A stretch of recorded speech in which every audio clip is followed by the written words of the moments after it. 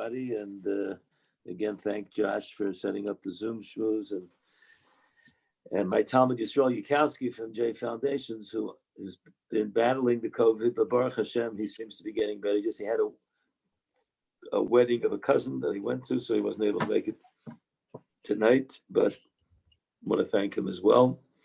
And anyone that joins or anyone that will get the recording, it should be a schus for everybody. And I think the title was something about, what's going on in the world through the prism of the Torah, which has been a topic we've talked about that many, many times. But I didn't want to speak about any specific, like we've been talking about the last few times. We spoke about some specific issues. I want to talk more general, but tie it into the parsha a little bit. But Josh asked me before, how's everyone by us? So really just be very, very thankful. The Rebbetzin and I, someone asked, we went to two weddings last night. We had two wonderful weddings, and we really went to give mazel tov because, we try to stay careful and it's just so hard, whatever it is. So we don't spend a lot of time.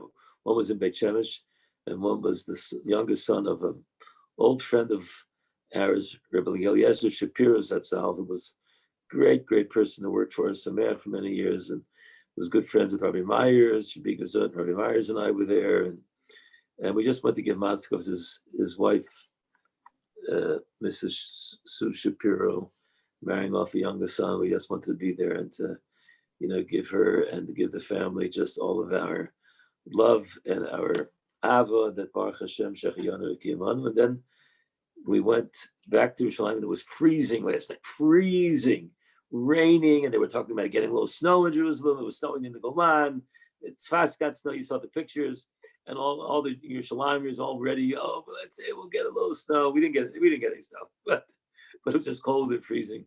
But there was a wedding last night, Rabbi Preshel Shlita, who was also a great Rebbe of the yeshiva, and he married off a daughter, and he's marrying off another daughter in 2 weeks, and it was just great to go there and to be there and participate in that simcha as well. And like someone met my wife, Rabbi Rappaport. Rabbi Rappaport was at that first wedding. So Rebbetzin Rappaport met the Rebbetzin, and she said, how is it possible that you didn't get COVID? It's like, everyone got it. The Omicron, like everyone does not shy. So the truth is, Al Tiftach Bela Satan, we haven't gotten it. And, I don't want to tell you, because we did the vaxxers and we did the boosters and that's it. It's all from Hashem, but we try to take precautions as best as we can. And who knows, maybe we did get it, but we just didn't, we didn't have any simanim about it. But what's happening in Israel is that the Omicron is just like, wild, just gone through every single, person that we know has gotten it just about. But it doesn't seem to be as difficult. And now, like the government basically they're throwing up their hands. They really can't control it. And hopefully now it's going to start going down. They say the numbers are starting going down. So we're very thankful that we haven't gotten it. I go to yeshiva. I'm one of the few people that wears a mask inside, except when I give the shmooze, like I gave today. So that's a little bit what's going on. So I had a conversation this morning with a person who I know who runs a very chashuva organization, institution, great place. It's not necessarily for me to say the name, it's not important. But I want to bring out just the concept. So I had a conversation with him because I'd left a message by him already 2 days ago. He only called me back today. He's busy. He's a busy person. But the point was that there was someone that wanted to maybe send a donation to that particular organization, and he called me just to get the information about it. And I just thought, it was wonderful. And it was like a hakaras hatov kind of thing. Like, a family member had gone there and they just felt that they had a hakaras hatov and they hadn't really expressed it in a real way. And it was many, many years later. And I said it was, so he was like so happy to hear about it. When you get like one of those things that someone comes across so many years later, it's just like a wonderful, wonderful thing. And what I spoke to him about was an interesting thing, which I'm going to bring out with a little bit of a vart.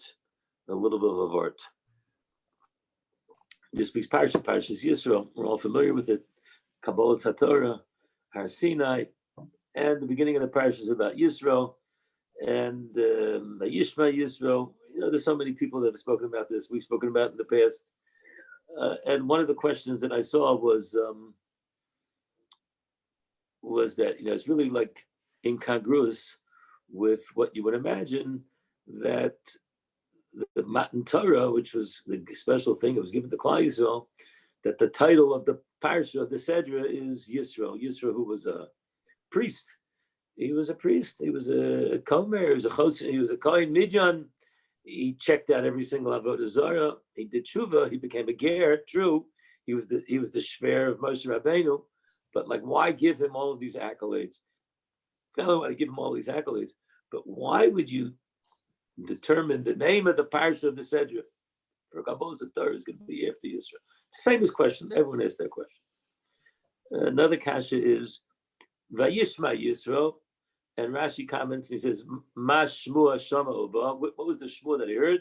He heard Kriyas Yamsuf and Milchemes HaMolek. Two things, Kriyas Yamsuf and Milchemes HaMolek. And everyone discusses why only those things, what happened to the Eser Makos. The Pasuk seems to say everything that took place in Mitzrayim.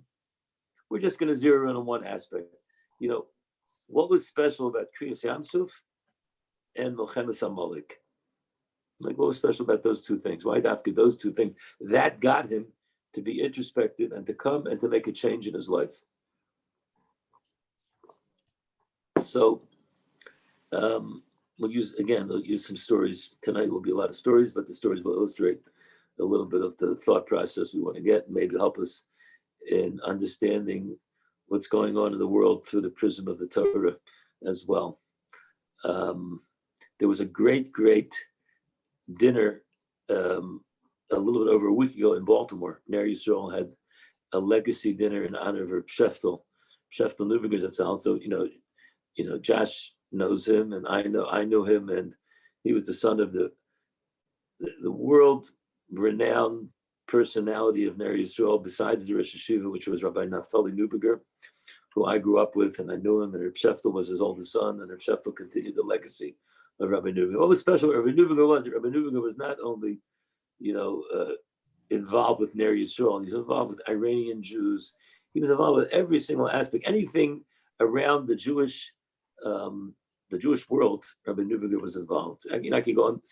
He's one of the few people the books have not been written about, because he's really an unsung hero for so many institutions, so many causes.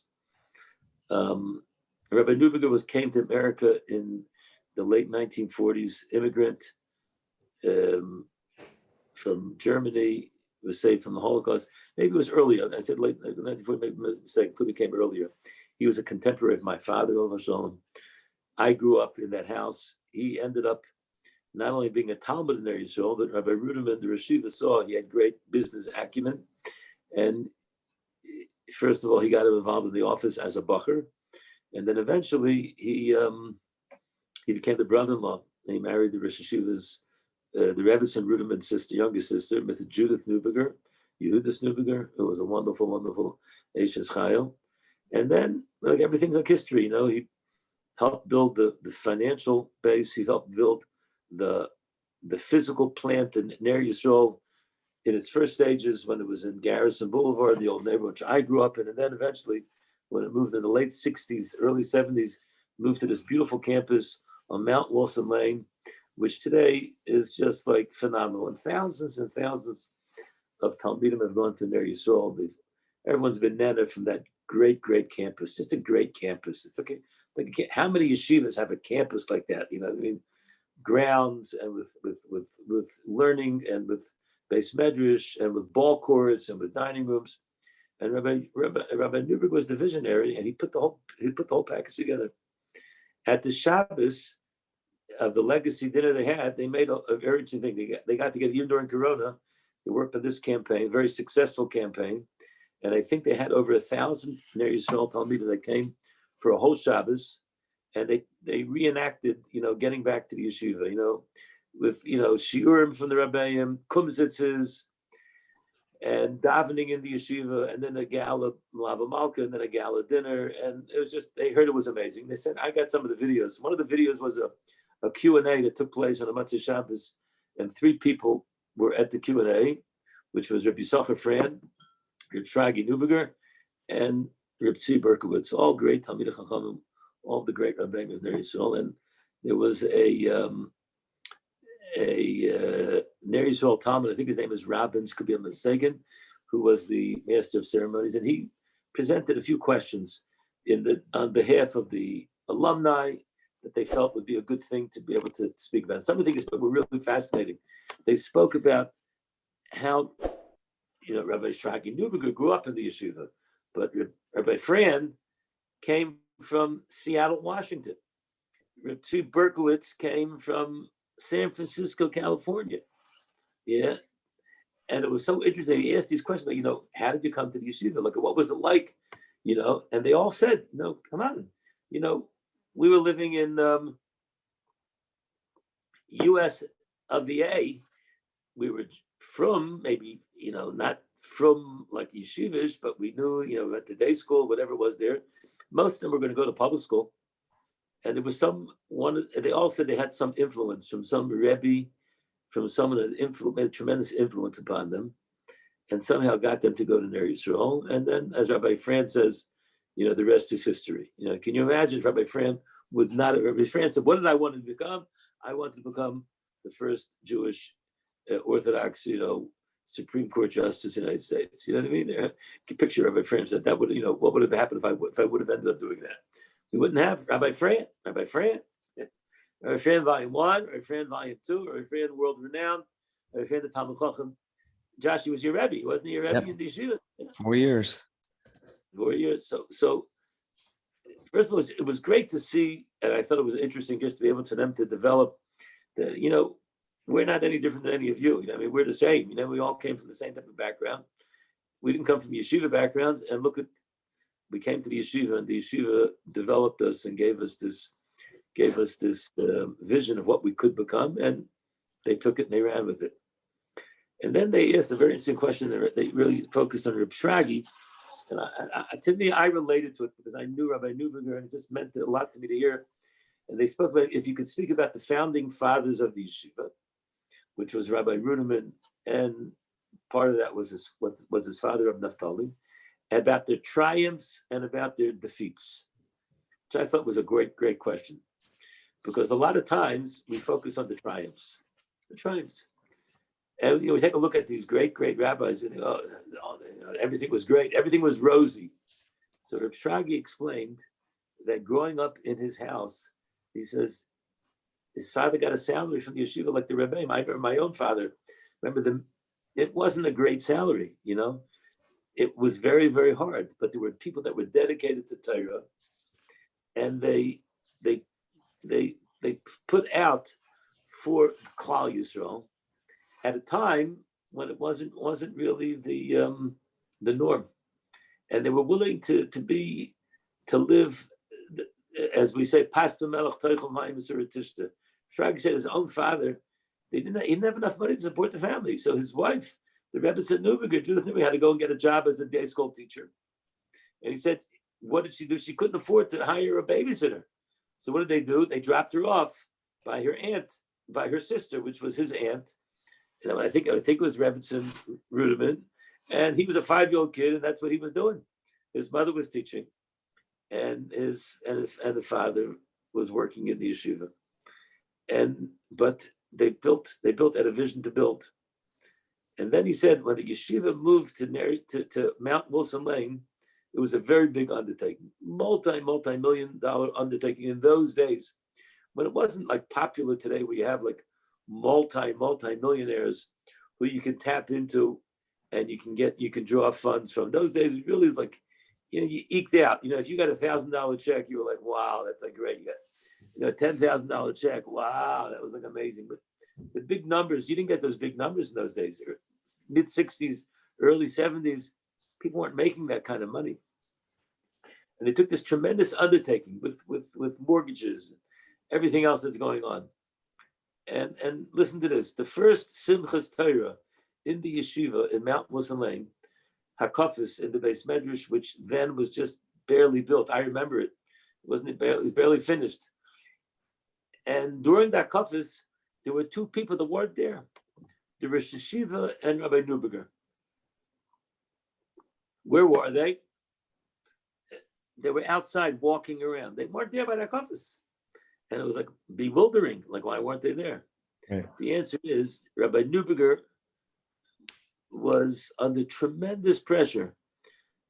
Not only did he have to take care of the budget, he had to take care of all the building. He had to take care of all the funding. He had to find the funds, and he didn't have it. And the banks, everything else, tremendous amount of pressure. And his blood pressure was very high. And he was floundering. No one knew about this. He didn't tell it to everybody. The one person that he confided with and that was giving him a chizuk was the Rosh Yeshiva. And the Rosh Yeshiva felt it was important, more important than being in the dancing of the Simchas Torah of the first Chanukas Habayis, so to speak, of the Beis Medrash. What was more important is to give chizuk to his brother-in-law. And that's what he did. Walking, he said, we're going to get through it. I'm together with you. So to me, it was like a very poignant piece of history, which is that not every time do things go the way we would like them to go. And, I used the concept, I heard it from my Rebbe, Chaim Shmulevitz, Sheva Yipol Tzadik V'Kam, the famous, sometimes the Tzadik falls 7 times. And he gets up. He falls and he gets up. And I said, for a lot of, I was speaking to the, guys in yeshiva today, even for Talmidim and for younger light, that they should know not every moment of life is it going to be a bed of roses. Not every moment of life is everything going to go. It's like now, Omicron, everything that we thought, Omicron, Corona, the last 2 years, we could go through the whole list of litany of everything that we've seen. Presidency, Israel, the new government. We could get into all the practicalities of it. It's not a bed of roses. Not a bed of roses. But listen to this Gewaldige insight. And I think this is really the answer to why Parshas Yisro is the determining factor, the title of Kabbalah Torah. It's Yisro. First of all, who is Yisro? Yisro is a Kamer Avodah Zarah. He checks out other things. He doesn't get it. He's not a FFB. He's not even a BT as a classical BT. He goes into every single philosophy that there is in the world. But he's a seeker. He's a seeker of the truth. And eventually he hears a very interesting message. He hears there's a Kriyas Yamsuf. Kriyas Yamsuf is the apex. It's signifies that HaKadosh Baruch Hu is miraculously taking the Jewish people out of Mitzrayim and he's drowning the Egyptians. And it's a gewaldige message that Klal Yisrael is great. But guess what happens? Right after they leave, what happens right after they leave? Milchemes Amalek. Amalek comes along. Amalek pummels, fighting against the Jews for no reason at all except what? To stop the hot waters of the scalding bath of Klal Yisrael to affect the world. No, we're going to show that don't be so tight, don't be so upbeat about yourself. And guess what? The Milchama of Amalek doesn't end there. It continues Milchama Amalek dor v'dor. And I think this could be Al Pi Derech HaDrush. This is the pshat. Yisro heard 2 things. He said, you know what? Klal Yisrael, they're able to deal with things when they're on a high, and they're able to deal with things when they're on a low. They don't stop doing what they have to do because there's obstacles in the way. It's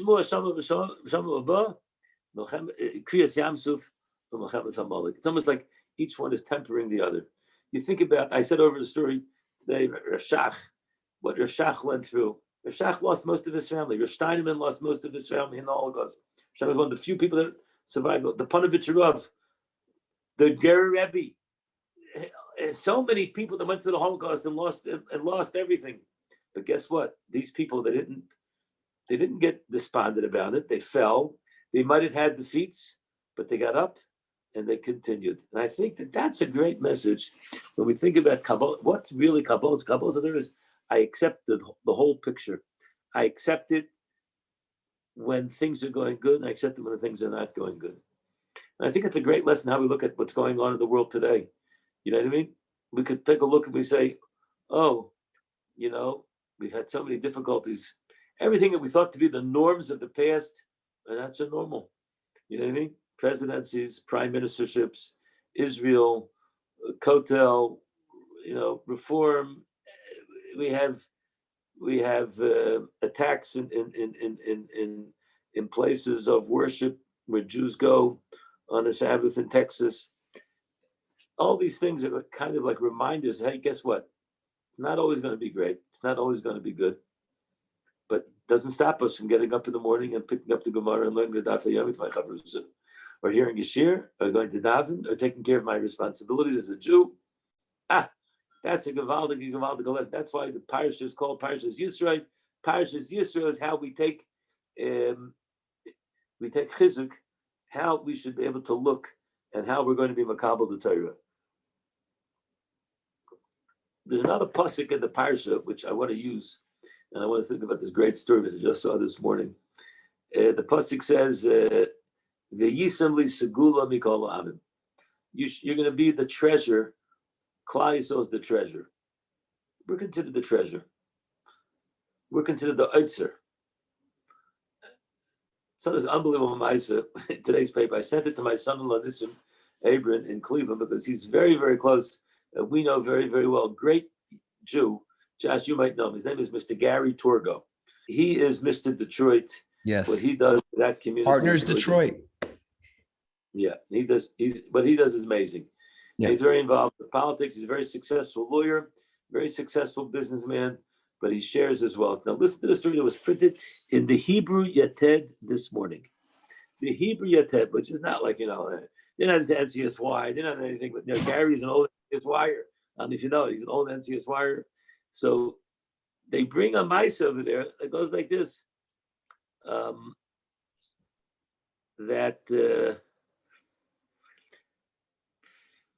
It was interesting that there was an Arachim seminar, and one of the Israeli guys that was there at the end of the seminar, he told the rabbi that was giving the last session. He says, "Listen, I have to tell you, I had a great, great weekend, and I really heard so many proofs about the truth of Torah, and you should know it really spoke to my heart, and I like it. I think it's great.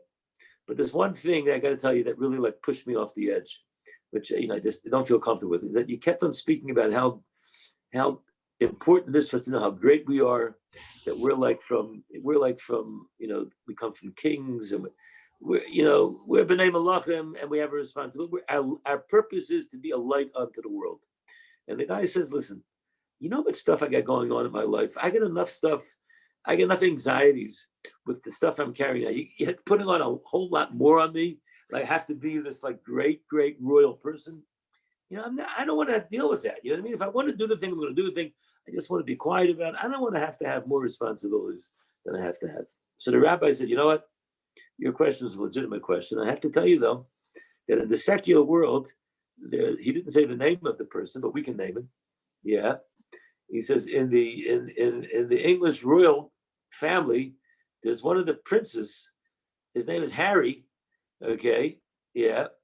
And Harry decided he doesn't want to live the royal life anymore. He wants out of it. He married a common girl, some beautiful actress, and they're now living the life of the prince and the actress. But he doesn't want to live in England. He doesn't want to have all the paparazzi. He doesn't want to have all the duties.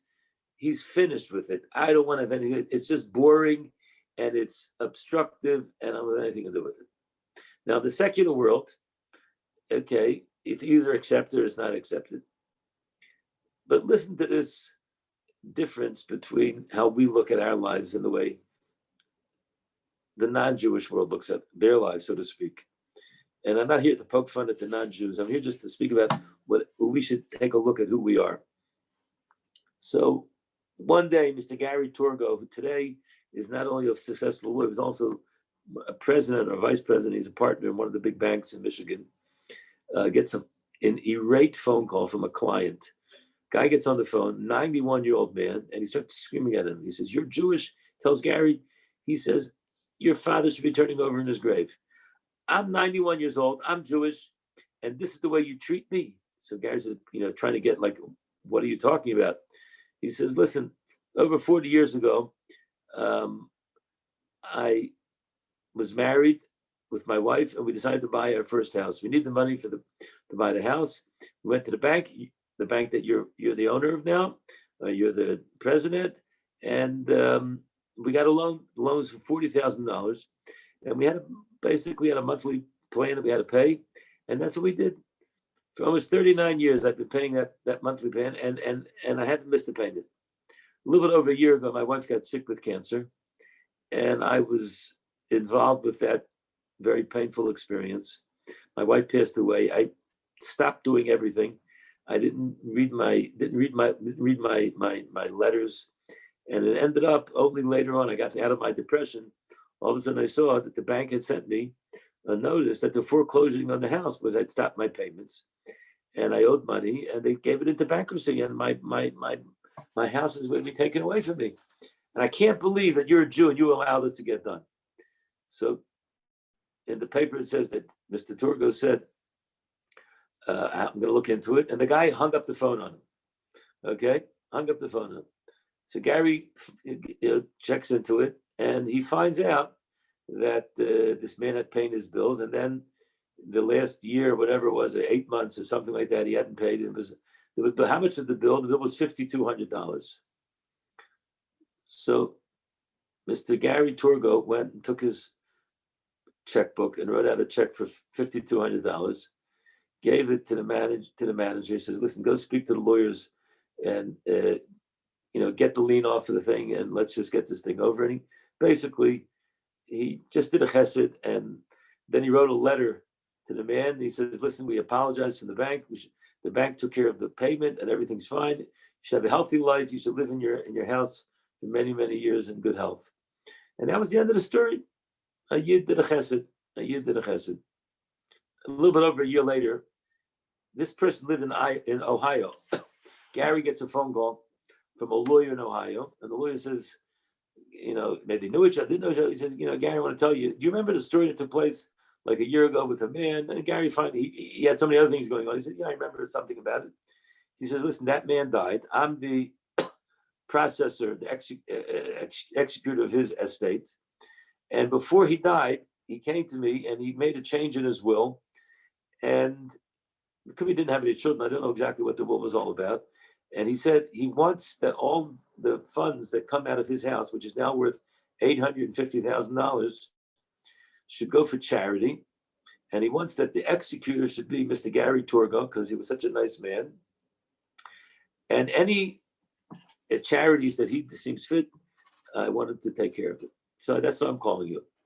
So Gary says, do you have any idea what this person, had in mind when did he give charities? He said he was a big lover of Israel, and he liked to give charity to Israel. So Gary sat down. He made a list of 10 organizations, Chesed, Hatzalah Israel, Yad Sarah, I don't know which one it was, and some institutions. And he says, listen, here's a list of these 10 organizations, which I know personally. Send each one a check for $85,000, right? And a chesed should be done with this man's money. And that's what happened. So this non-Jewish lawyer turns to Gary. He says, Gary, I want to ask you something. He says, I want to tell you, I am a Bible reader.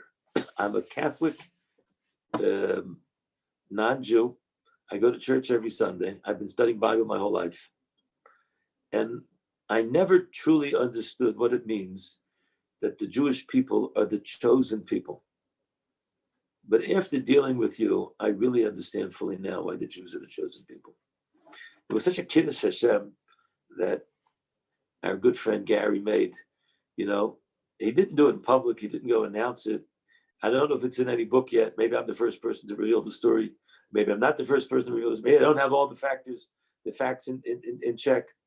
But really, it's such a great, great ma'aseh because it illustrates that in the end of the day, within our DNA is the ability to be b'nei malachim. And that's what HaKadosh Baruch Hu wants us. HaKadosh Baruch Hu wants us to know we can do better. We might fall. We're not always going to be perfect. We have a lot of imperfections in our communities. I spoke about today about a topic that I heard on a podcast recently, and I spoke about it in the yeshiva today. We'll throw it out to the Olam as well, and that has to do. We could have a little more discussion on it as well. Is that like there's a new phenomenon? Maybe it's not so new, but maybe it's becoming a little bit more heightened, which is, there used to be the issue of the Kiddush clubs. Now there's the VIP Kiddush clubs, which is, the $300 bottles of scotches, the going from one Kiddush to the next, getting sloshed at the Kiddushes, coming home. And this, I heard a shiloh that went around in Flatbush about new young guys called the Nova rich guys, and they're making a lot of money, and they make a nice Kiddush. They want their friends to come. And then they serve at the Kiddushes something called brownies, to those of you who might be familiar with that terminology. And one of the guys said to his wife at one of these Kiddushes, he says, why don't you taste some? It's Einik Shabbos, why don't you taste some? And she was like kind of like frozen, like, what am I, I'm gonna, this is what I'm gonna do. And it was like, what kind of message are you giving your children if that's what you're up to when you're 35, 40? Well, the kids don't really understand, they're young. So this was one of the discussions that we spoke about, that if we really understand that we're Segula Mikol Amin, and that we are supposed to follow in the ways of the Torah, and to be a Ben Torah, then every person has to make a decision for himself. What's truly the way he's going to be Mekadosh Shem Shemayim into the world? I think these are the two tracks that I wanted to speak about. And I think it plays a big role in how we analyze the world today through the prism of the Torah. That's the final result. The final result is that we got to keep on track, even when there's Mechemes HaMalek, even when the Sheva Yipol Tzadik, right. We keep ourselves together. And the other hand, we understand how rich we are, that we are the school of Mikol Amin. I want to give everybody a bracha. It should be a wonderful Shabbos. And Mitzvah Hashem, we're going to get through all of this. We're going to get a chance to see each other, Mitzvah Hashem, hug each other, dance at the Kotel, Bez Hashem Yisbarach, and wishing everyone should be healthy. And we should be Zercha Mitzvah Hashem to Mashiach coming very, very soon. Thank you very much for listening. We want to thank JFoundations.com. If you could sponsor any of our activities, it'd be another way of addressing and being able to give over Torah to other people. Go on the website and show your support. Thank you very much for joining us.